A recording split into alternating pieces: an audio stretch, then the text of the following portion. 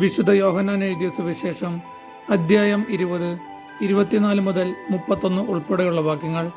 തോമസിന്റെ സംശയം. 12 പേരിൽ ഒരുവനും ദിദിമോസ് എന്ന് വിളിക്കപ്പെടുന്നവനുമായ തോമസ് യേശു വന്നപ്പോൾ അവരുടെ കൂടെ ഉണ്ടായിരുന്നില്ല.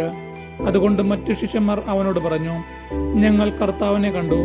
എന്നാൽ അവൻ പറഞ്ഞു, അവന്റെ കൈകളിൽ ആണികളുടെ പഴുതുകൾ ഞാൻ കാണുകയും അവയിൽ എൻ്റെ വിരലുകൾ ഇടുകയും അവന്റെ പാർശ്വത്തിൽ എൻ്റെ കൈ വയ്ക്കുകയും ചെയ്തല്ലാതെ ഞാൻ വിശ്വസിക്കുകയില്ല. 8 ദിവസങ്ങൾക്ക് ശേഷം വീണ്ടും അവന്റെ ശിഷ്യന്മാർ വീട്ടിൽ ആയിരുന്നപ്പോൾ തോമസും അവരുടെ കൂടെ ഉണ്ടായിരുന്നു. വാതിലുകൾ അടച്ചിരുന്നു. യേശു വന്ന് അവരുടെ മധ്യത്തിൽ നിന്നുകൊണ്ട് പറഞ്ഞു, നിങ്ങൾക്കു സമാധാനം. അവൻ തോമസിനോട് പറഞ്ഞു, നിന്റെ വിരൽ ഇവിടെ കൊണ്ടുവരിക, എൻ്റെ കൈകൾ കാണുക. നിന്റെ കൈ നീട്ടി എൻ്റെ പാർശ്വത്തിൽ വയ്ക്കുക. അവിശ്വസിയാകാതെ വിശ്വാസിയായിരിക്കുക. തോമസ് പറഞ്ഞു, എൻ്റെ കർത്താവേ, എൻ്റെ ദൈവമേ. യേശു അവനോട് പറഞ്ഞു, നീ എന്നെ കണ്ടതുകൊണ്ട് വിശ്വസിച്ചു. കാണാതെ തന്നെ വിശ്വസിക്കുന്നവർ ഭാഗ്യവാന്മാർ.